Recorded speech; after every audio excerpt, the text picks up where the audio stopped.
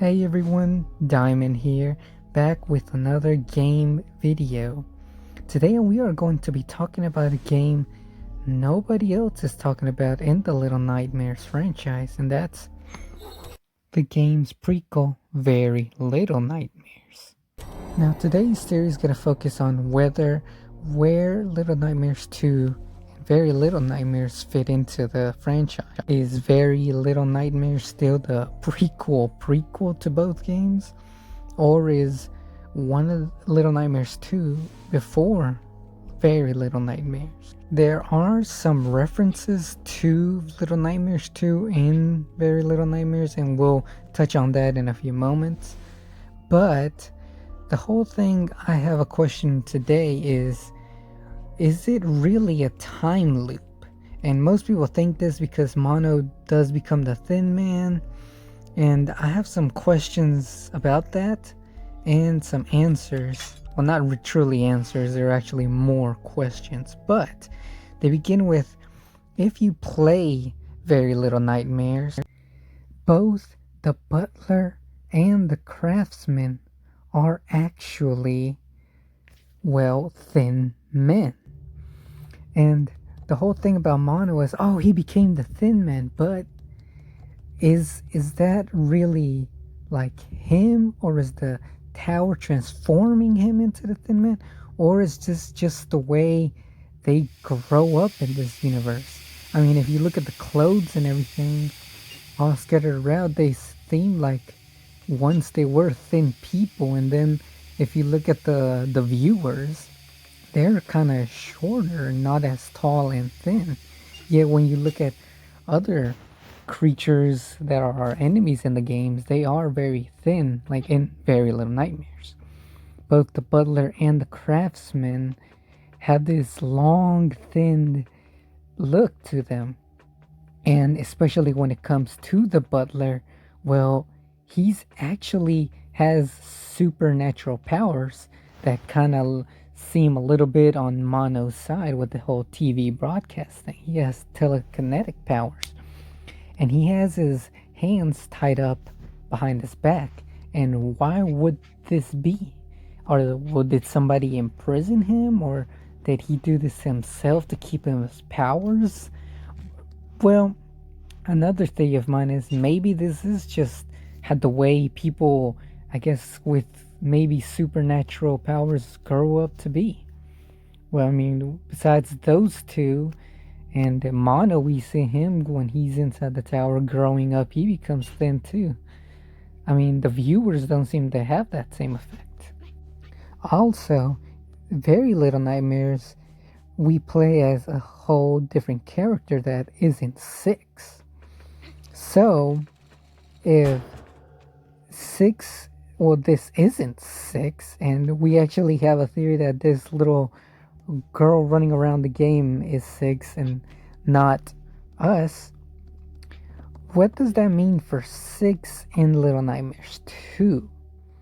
We see that in this game we actually lose the raincoat because, well, kind of seems that our faith is we die. But in Little Nightmares 2 we appear without the raincoat, and in Very Little Nightmares, which is, you know, the whole prequel, we see that the girl that is assumed to be Six goes down the cliff next to a raft. At first, everybody assumed that, oh, this is where Six gets on the raft, goes and retrieves the raincoat, and then, I guess, floats to the mall. And there's a bunch of references to the mall in the Very Little Nightmares too. But now the question is, if this is the prequel to both games, does that mean Six, instead of floating to the mall, go to where the hunter's at? And what about the raincoat? If it's floating in the ocean, how did it get in the middle of the city? But if Little Nightmares 2 is a prequel to both games, does that mean the girl we play that in Little Nightmares 2 isn't Six? And if it isn't, Well, it kind of would explain where the origins of the raincoat came from first. And we see that maybe she tried to get to the mall, and instead of going by ocean, she tried to get there by hot air balloon. And that's how she ended up, well, landing in the nest. Now, this could not be six, mostly because, well, when we do, well, ourselves, we do seem to have longer hair, but this could also signify that some time has passed and The Nightmares 2 maybe is a prequel to these two games, but I still don't have enough evidence to support this. But we also do have some Easter eggs referring to Little Nightmares 2 that I guess a lot of people just didn't notice it or didn't really talk about it as much. I haven't seen it really on any videos, but there are references to the Thin Man and the TV broadcasts. And those references stand from maybe it being the teacher in the picture frame to the butler's, I guess, room and him having a little TV with the whole little signal scramble. Now, the thing is with the butler and the craftsman, why aren't they, well, becoming viewers and twisted?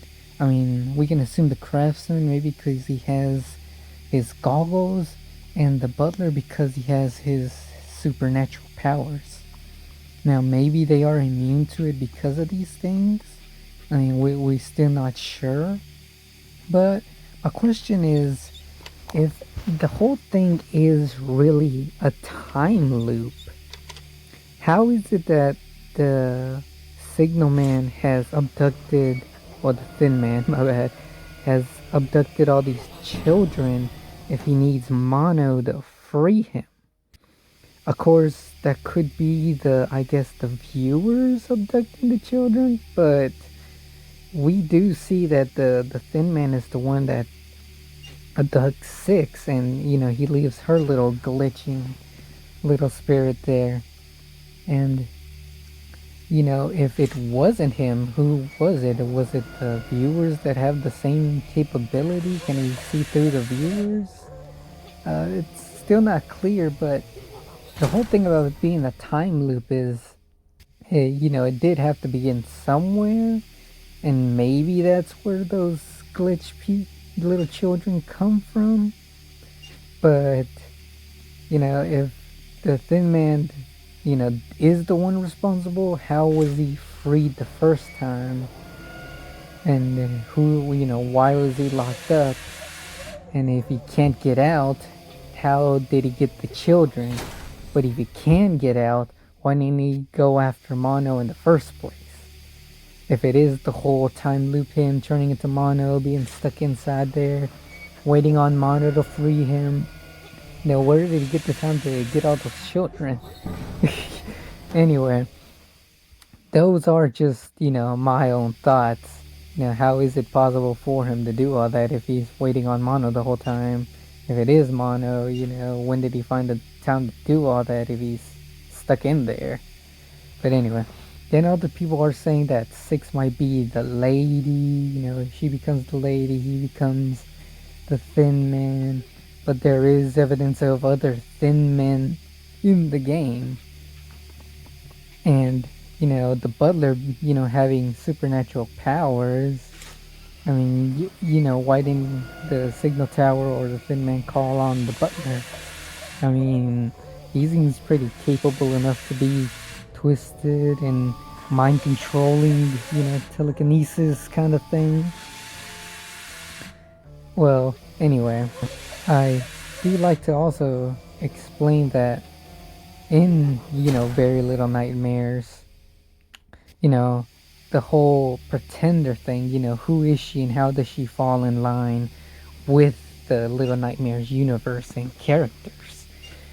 Especially since we see what seems to be the teacher in one of the picture frames, along with, the Hanging Man from the first game, which does suggest, whether it's an Easter egg or not, that the games are tied, especially with the gnomes and the eyes everywhere and the books about them all. And then there's the whole thing about, the little girl that's assumed to be 6, floating on the little raft. Where does she go? Does she go to the mall? Does she get the brain code? Is this before Little Nightmares 2? I mean, there's still a lot of questions.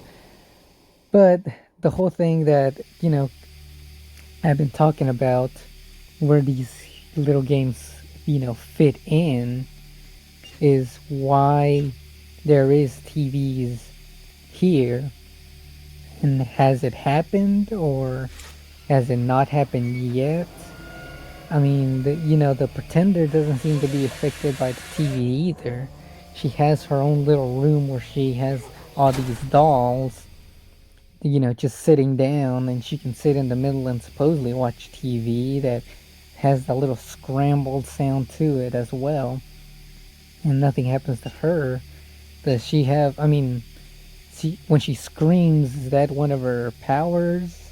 I mean, she, of course, has the power to completely dissolve you. So, what are those powers linked to? Many people link them to the lady. But now that we see that the Thin Man is able to take the bodies and leave, little glitch children, are her powers the similar way, just not through TV broadcasts? Just to take somebody's life force or complete, body away.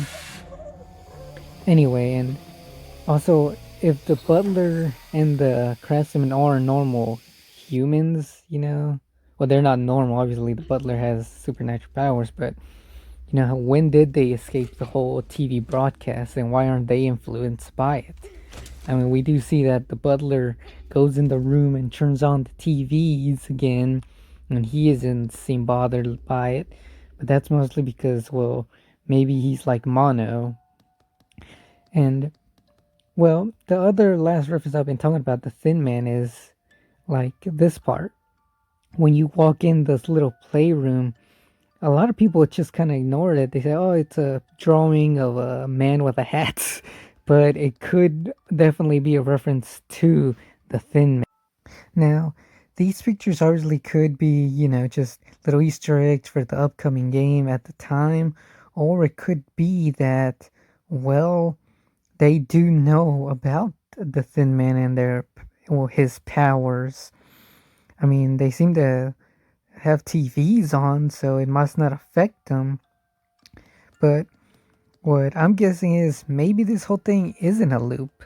Maybe they are different people that the tower takes over, and Mono's just one of those people that has special powers that the tower can use to manipulate others. I mean, what if the butler's hands were free and he could do the same thing to the TVs as Mono? Maybe he could become the next Thin Man. I mean, you never know. Maybe the butler did turn into the Thin Man the first time, or somebody similar to him, and Mono is just another victim. Either way, these are just my thoughts. Obviously there are other people more capable of more theories and diving into the games. I just know these little Nightmare 2 references, especially when it comes to like the toys around the room. There's the dissecting teddy bears, the dead frogs. There's just a bunch of little references that at the time we didn't understand, but now we do see that, it is from Little Nightmares 2. Anyway, thanks for much for watching, guys. I will see you guys on the next video. Bye.